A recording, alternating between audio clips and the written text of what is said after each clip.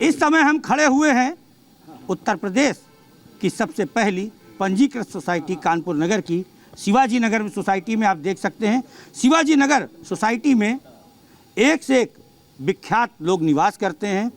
यहाँ का माहौल बड़ा ही अच्छा रहता है, सौहार्दपूर्ण रहता है और इसके साथ साथ इस बार यहाँ के लोग जश्न मना रहे हैं। कारण ये है कि पहली बार इनकी सोसाइटी जो शिवाजी नगर सोसाइटी है उस पर मतदान होगा 13 मई को, जिसको लेकर सभी लोग काफ़ी हर्षोल्लासित हैं और आप देख सकते हैं कि तैयारियां हो रही हैं। उसके साथ साथ जो सोसाइटी के लोग हैं, गणमान्य नागरिक हैं, आप देख सकते हैं यहाँ पर वह लोग भी हैं जिन्होंने इस सोसाइटी को बनते देखा है और बहुत कुछ बदलते देखा है।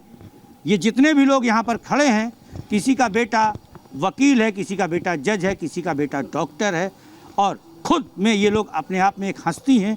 बात करेंगे चुनावी माहौल को लेकर के कि उत्तर प्रदेश के अंदर जो कल चौथे चरण का चुनाव होना है उसको लेकर के इनकी क्या प्रतिक्रिया है। चलिए तो सोसाइटी के अध्यक्ष से आरंभ करते हैं। क्या नाम बाबूजी आपका और क्या कहना चाहते हैं? कृष्णकांत मिश्रा हमारा नाम है और हम कहना चाहते हैं कि हमारी सोसाइटी में जो पहली बार Shivaji Nagar cooperative housing society के भवन को वोटिंग के लिए चुना गया, इससे पूरे सोसाइटी में बहुत उत्साह है। हर मतदाता इतना प्रसन्न है कि हम कल जाएंगे, सबसे पहले हम वोट डालेंगे और यहाँ पर आनंद का उत्सव है।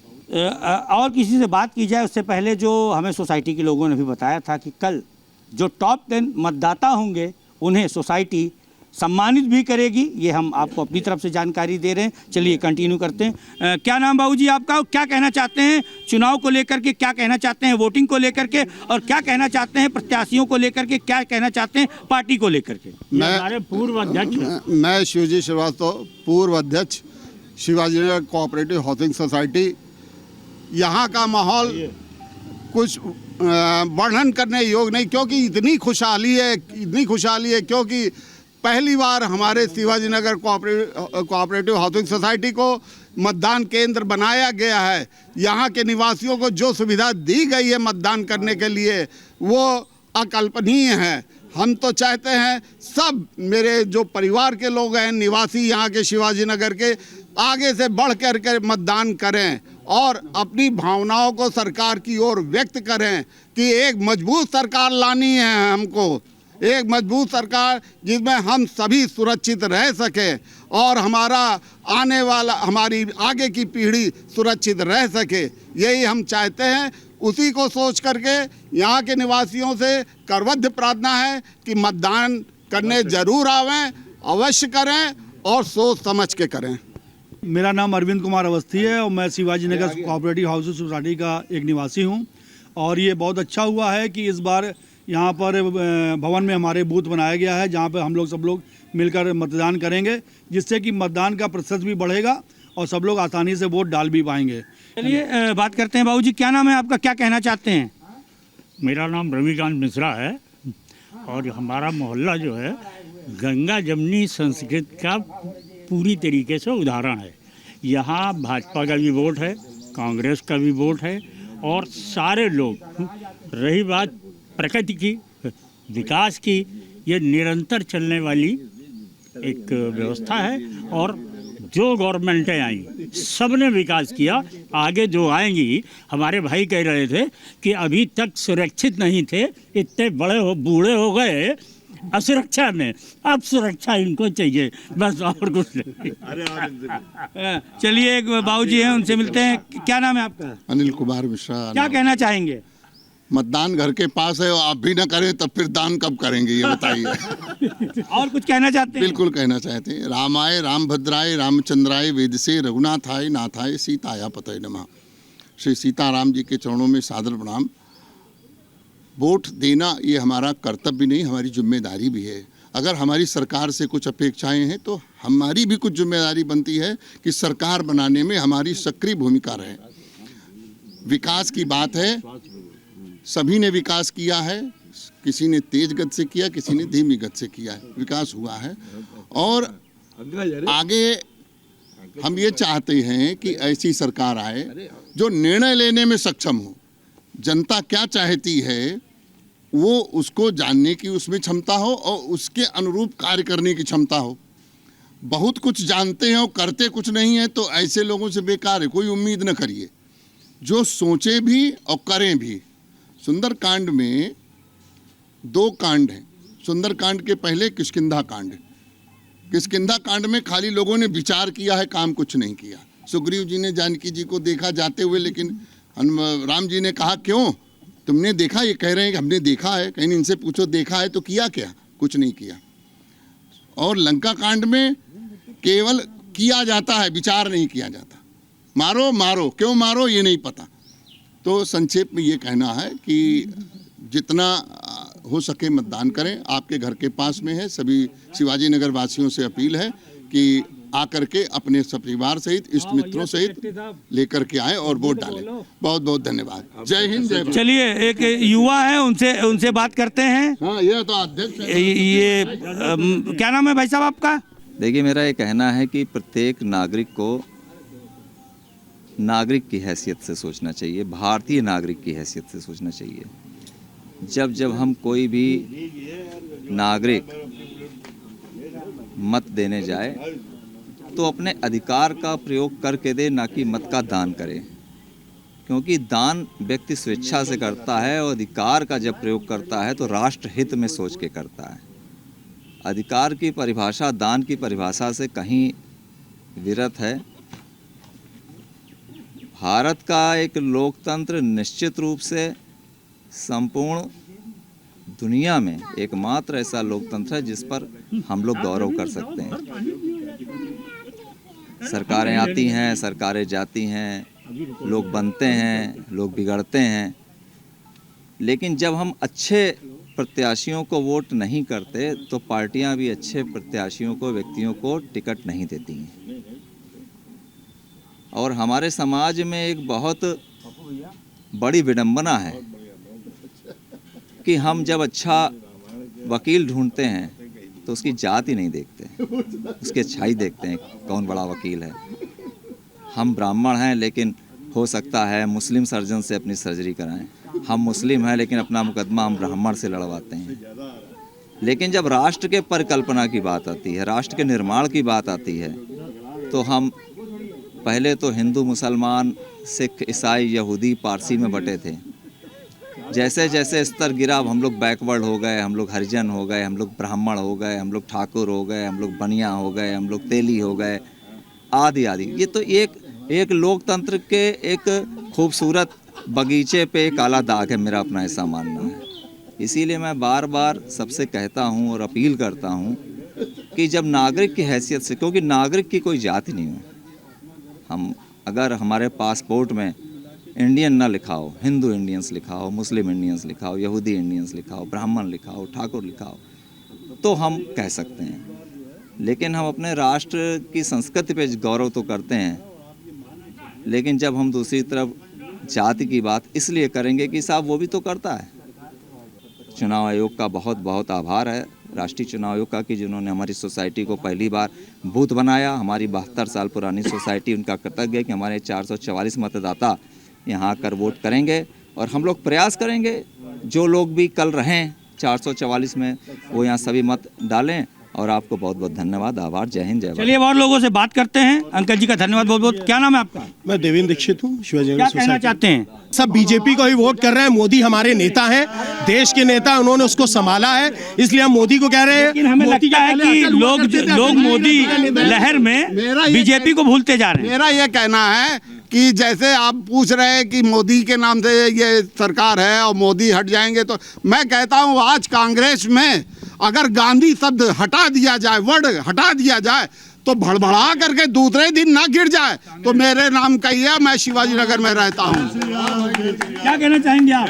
बिल्कुल, मैं कह रहा हूँ, ये सही कह रहे हैं। कांग्रेस केवल गांधी के नाम पे टिकी हुई, उनके नेता किन्हीं का। बीजेपी मोदी के नाम पे नहीं टिकी हुई। मैं बार बार यही तो बीजेपी के पहले अटल थे, अटल जी थे हमारे श्रद्धेय नेता, तब भी बीजेपी थी। और एक सीट से लेके आज हम 400 पहुंचने वाले हैं, तो ये बीजेपी के कारण है।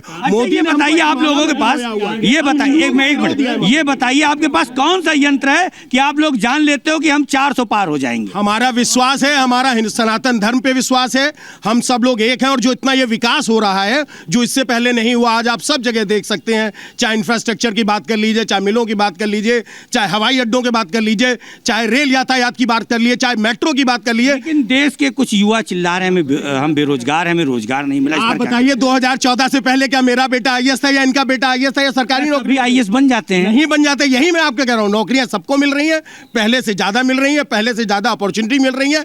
लोग ये बताइए, आप और हम जब पढ़ते थे एक ही पब्लिकेशन होता था, आप और हम जब पढ़ते थे एक पब्लिकेशन होता था। आज शिक्षा बहुत महंगी हो गई है। शिक्षा पे क्या आप लोग लगाम लगाएंगे, चिकित्सा पे क्या लगाम लगाएंगे? शिक्षा महंगी नहीं है। जो लोग प्राइवेट स्कूलों में पढ़ाना चाह रहे हैं उनकी शिक्षा महंगी है। सरकारी शिक्षा एनसीईआरटी की किताबें आज भी 100 रुपए में मिल रही हैं।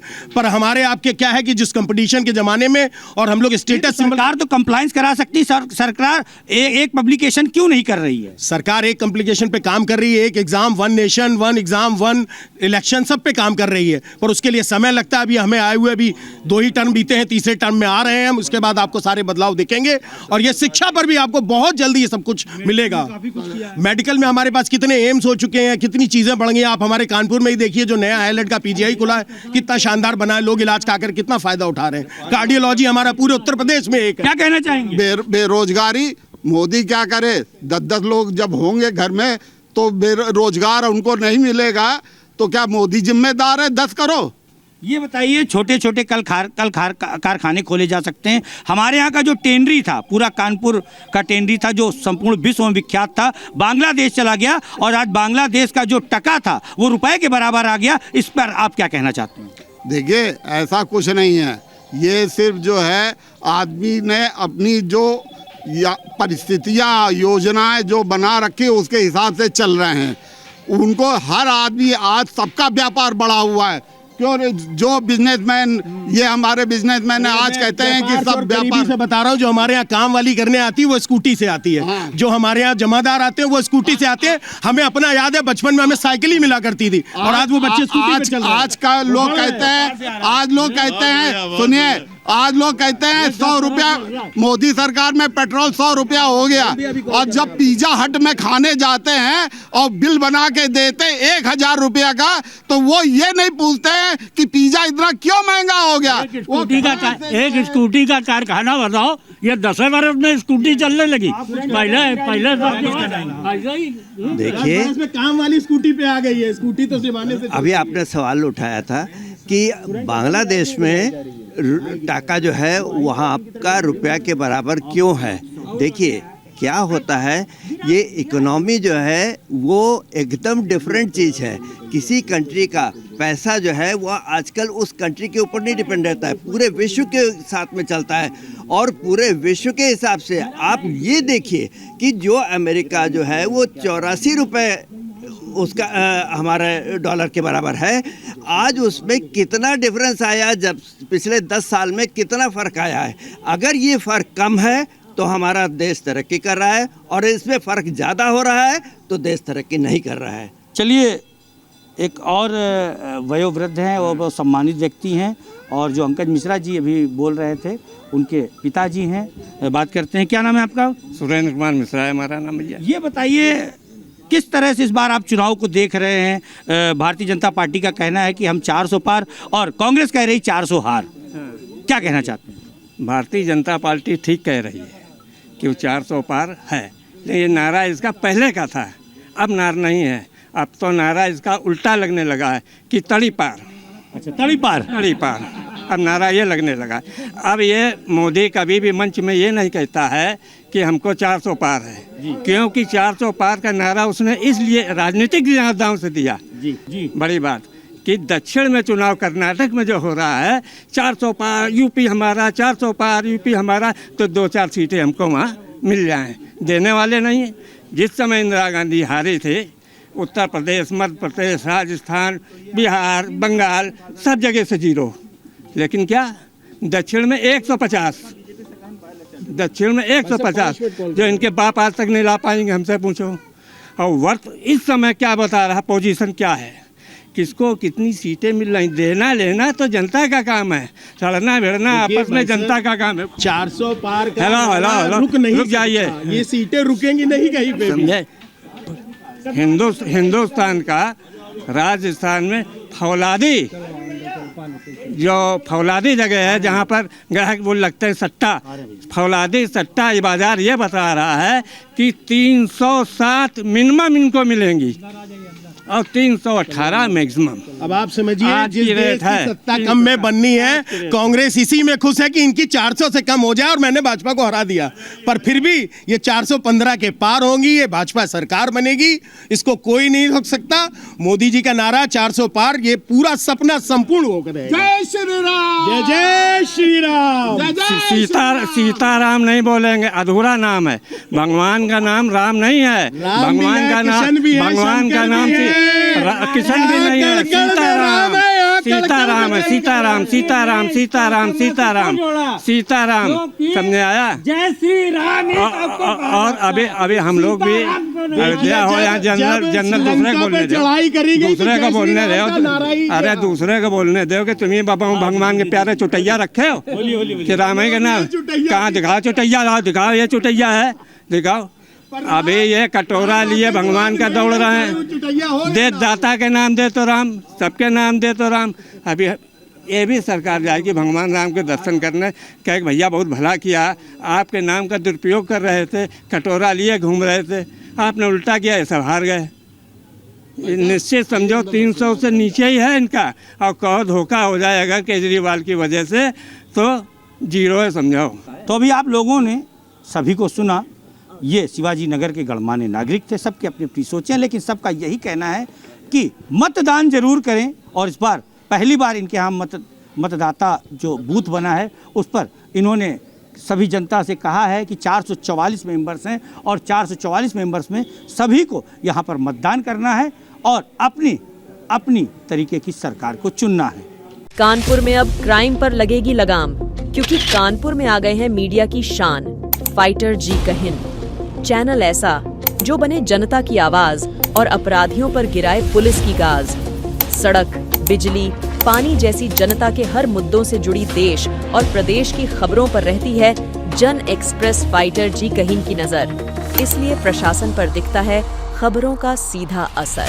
तो आज ही सब्सक्राइब करें जन एक्सप्रेस डिजिटल फाइटर जी कहिन यूट्यूब चैनल को और देखें शहर की हर छोटी बड़ी खबरों को सबसे पहले।